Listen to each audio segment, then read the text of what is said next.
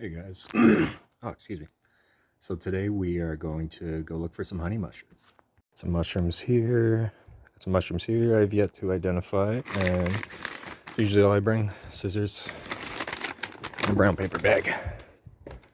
And let's go. So these guys here I found yesterday. They're definitely past when you would eat them, but they're called bullets. And they're kind of defined by this like spongy, tiny honeycomb pattern. These are past, though. I'm not going to eat them.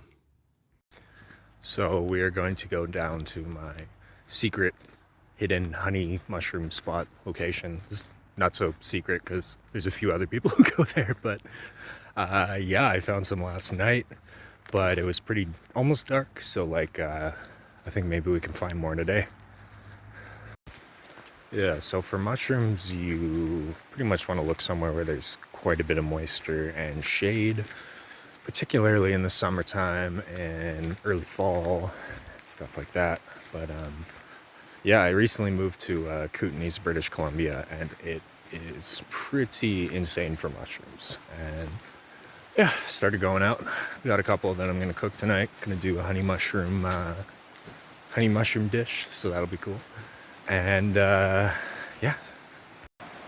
worth saying too, obviously, that different mushrooms, they have different times of year, different elevations, and they grow on different wood types and tree types, dead grass and stuff, very specifically. So you have to do a ton of research. And yeah, number one rule is like you never eat it if you don't know what it is.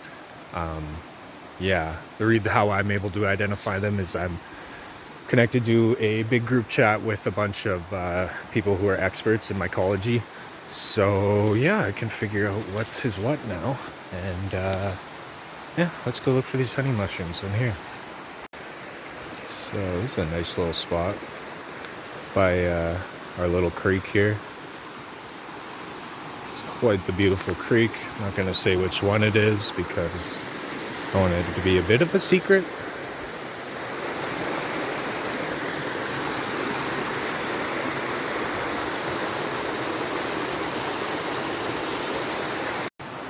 Yeah, and you don't want too many people coming to all these spots, right? Because then that can really affect the mushrooms and how they're going to grow, how much they're going to grow, how they're going to spread.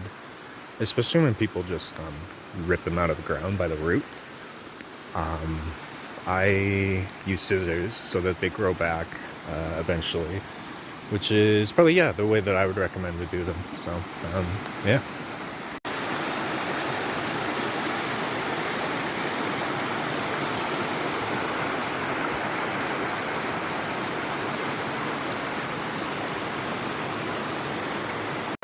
So, it's still quite dark in here, darker than I thought it was going to be. But while I'm here, we are going to look around, and I think we'll probably find at least a few. Either way, I got some picked last night that we can cook up. And what do you know, just like that, found some.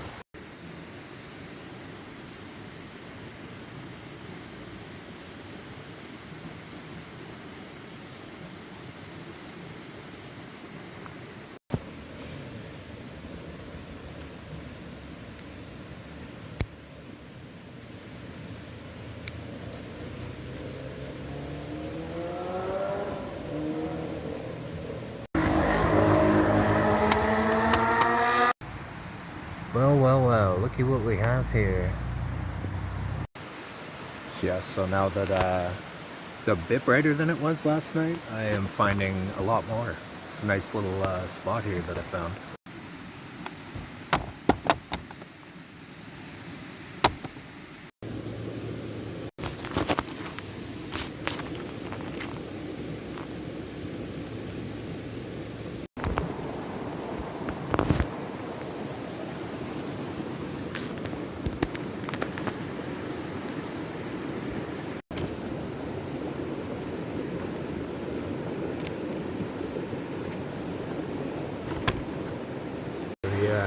So yeah, a good spot to find them is under logs this time of year.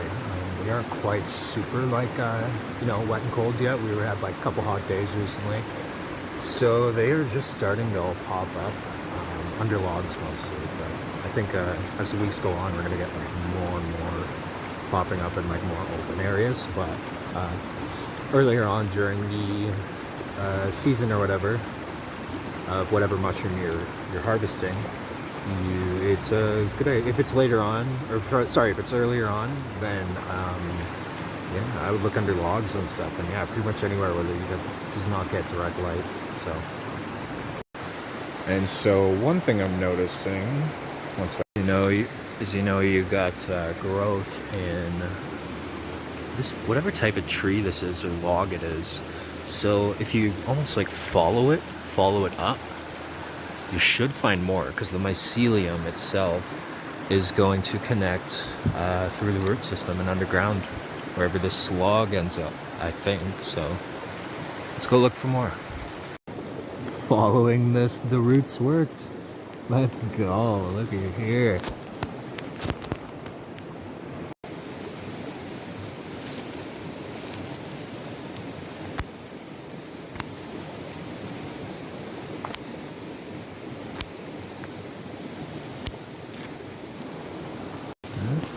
My follow the roots theory is paying off. Some of these are munched on by bugs, but if I just keep following, I should find more and more. And yeah, they quite literally pop up every single day for their season if you find a good spot. You got a little, where is it? Oh yeah, we got a little chode popping up there. We gotta go grab.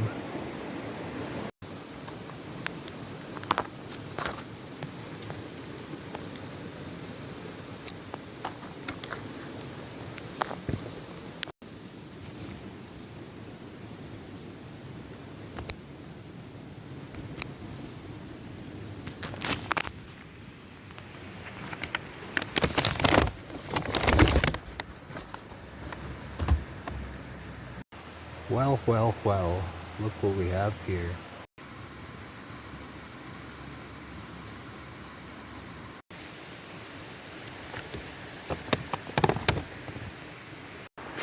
Sorry, I may have the mind of a toddler, but these mushrooms are pretty funny looking. Just a chode coming out of a cave. Whoop. Starting to get rained on. It's also getting quite dark, so I'm gonna do a quick look around this area, and then we're probably gonna head back. Seems to be half of what I do is just bushwhacking, so bushwhack a little more in the rain here, and then and then we're gonna go home. I had enough of bushwhacking in the rain after this weekend, going elk hunting for the first time. Also found a bunch of mushrooms out there too, so future videos coming with both of those. I am pretty certain here that it's a little too dark to harvest, so I'm gonna get out of here. But yeah, no, those honey mushrooms are supposedly going to be really good. Oh, don't mind me here. Ow. But yeah, I'm gonna cook them up with garlic, salt and pepper, butter, and what's the other one? I think that's it. Oh yeah, parsley as well. I took a quick scan around this little spot, and yeah. I don't see any. Even if there's some in here, they're hard to see now. It's so dark and they camouflage so well. All right, let's go cook these bad boys up. I have to say though, I really love living in this place called West Kootenay. It's some of it is kind of dry, but like where I live, got quite a bit of rain over the summer, so we had like no forest fires, whereas like lots of places that were pretty not too far from us, you know, they're really dry. Like, you know, we're kind of in like a certain like wall mountain range here that kind of creates its own, well, it does create its own climate, which I find is, you know, It's located in the interior where I am, but the interior is often known for wildfires and everything. But this particular area that I'm in, not really getting much. We had a few fires, but they all get put out pretty quickly, and I don't think we had like a 2-week period where we went without rain this summer. So yeah, I imagine really good, well, not I imagine, I know it's a super good place to forage for mushrooms and hunt, grow food, fish, lots of good fishing here. And you'll see a lot more cool shit from from me in my life here now. So oof, really getting rain now. I think we got ourselves a pretty good haul.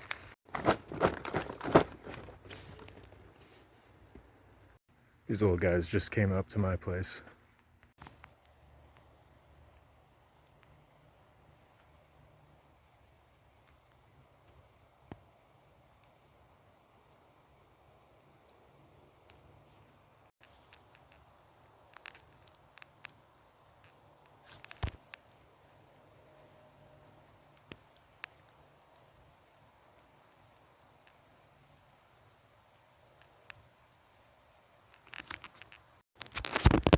Yeah, that was mom deer and 2 fawns.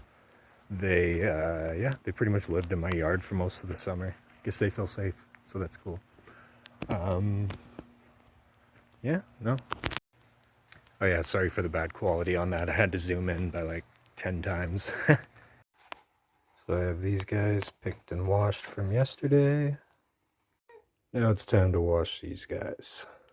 Jenks.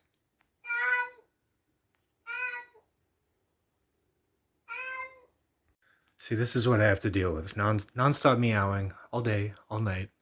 Mostly in the mornings. Non-stop. Very loud too. Right? Right, Jenks? Holy crap, it is just pouring now.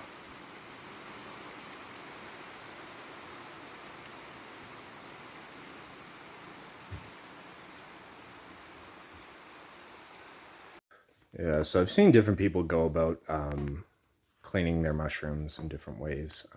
I have kind of my own method. If you have a better method, then just comment and let me know. Cool, so first we are going to dump those mushrooms into a little bowl and fill them up with water, or fill it up with water.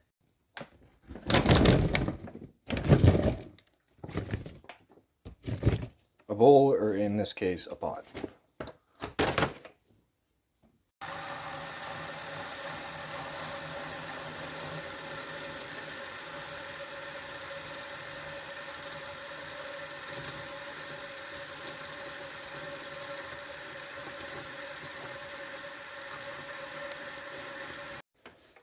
So yeah, I'll just leave them soaked in water for like, I don't know, 20 or 30 minutes, and then ew, there's a bug on there.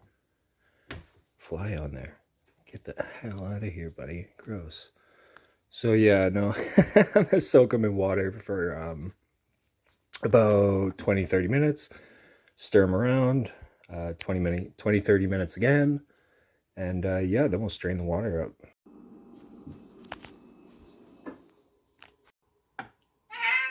Okay, enough. Oh my god. You're ruining my video, Jenks. You're ruining Jenks. What the fuck? What the fuck, bro? Just needs to always make it about him. Yeah, buddy.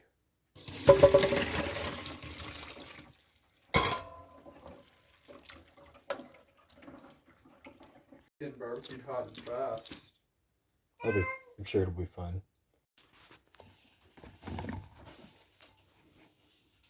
You cut it off, so you gotta take the fucking thing.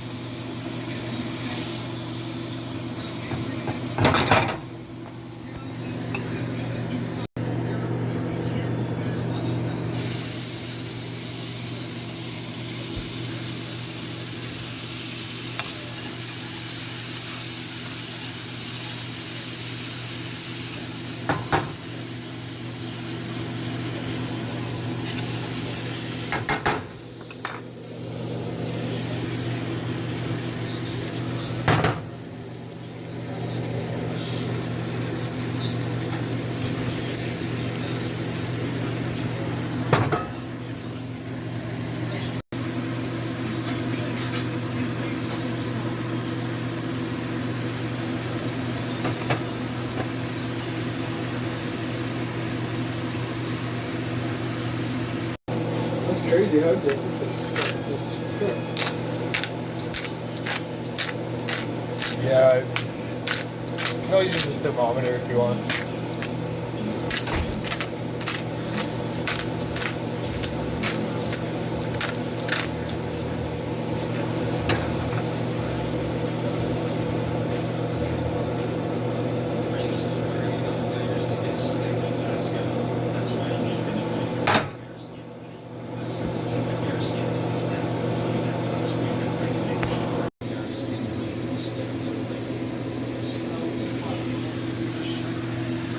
I would say a little more butter, then a lid. Cook all the water out.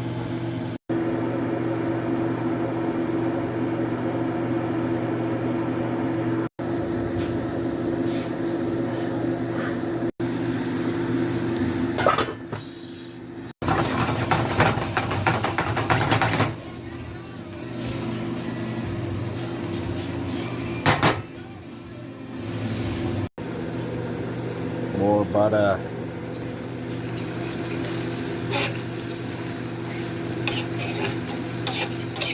Can never go wrong with more butter.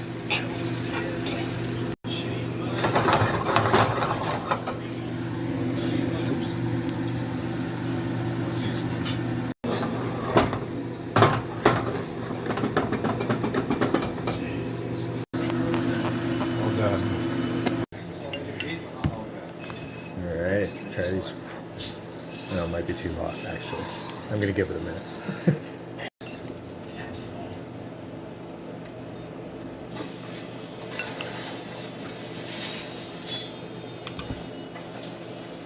Mmm. Oh my god, that was good.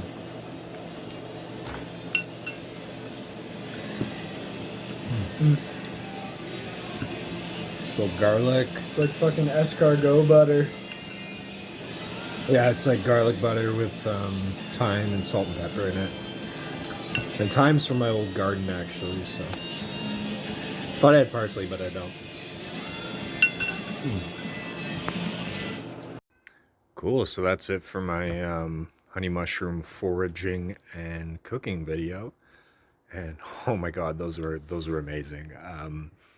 Pretty much, yeah. It doesn't just have to be honey mushrooms with that recipe. You can kind of just like, yeah, you can kind of use any mushroom, but like those kind of like dense ones, like honey mushrooms, and button mushrooms and cremini and like stuff like that are the best for that recipe. But that being said, you could pretty much use like most types of mushrooms. You just maybe have to adjust it a little, a little accordingly. But yeah, no, if you guys, I hope you guys liked the video, and if you did, please leave a comment, share it, like and subscribe if you haven't already.